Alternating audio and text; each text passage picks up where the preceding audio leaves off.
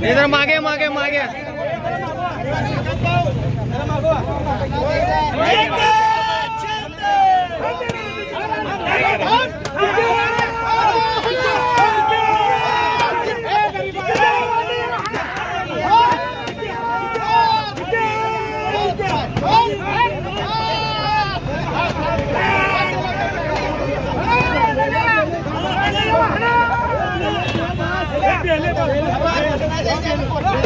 ये मागे रे ये मागे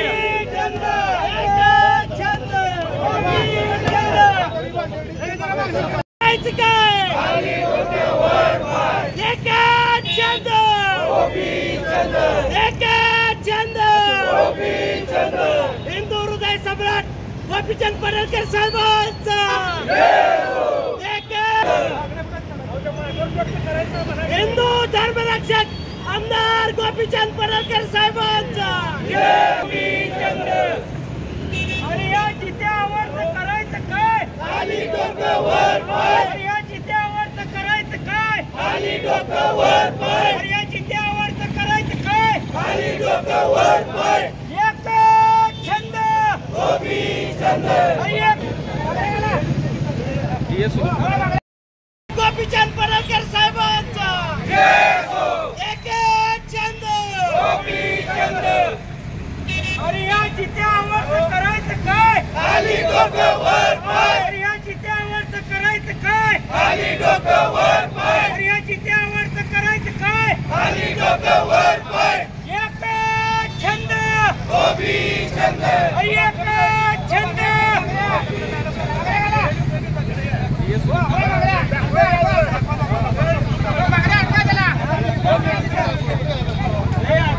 मागे मागे मागे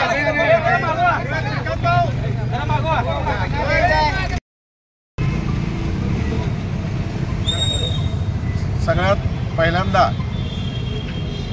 हा जो वाचाळवीर जितेंद्र आव्हाड आहे त्याने जे आमचे नेते संपूर्ण महाराष्ट्राचे एक उमगत नेतृत्व गोपीचंद पडळकर साहेब यांच्यावर जे या वाचाळवीरानं अतिशय खालच्या पातळीवर जाऊन जे वाक्य वापरलं त्याचा आज आम्ही या ठिकाणी सांगलीमध्ये निषेध करत आहोत। मी या ठिकाणी एवढंच सांगू इच्छितो की जितेंद्र आव्हाड हा वाचाळवीर आहे, त्याला कधी कुणाला काय बोलायचं काय नाही असा हा मानसिक रोगी आहे आणि त्यामुळं या गोष्टीकडं गोपीचंद पडळकर किंवा या देशातल्या कुठल्याच महाराष्ट्रातल्या नागरिकांनी लक्ष देऊ नये, कारण असे वाचाळवीर फक्त प्रसिद्धीसाठी काही बोलतात आणि चॅनेलवर येतात, पण या लोकांना माहीत नाही की या महाराष्ट्र हा असलं कधीही सहन करणार नाही आहे। मी या ठिकाणी आमचे नेते गोपीचंद पडळकर यांना एकच सांगतो या ठिकाणी की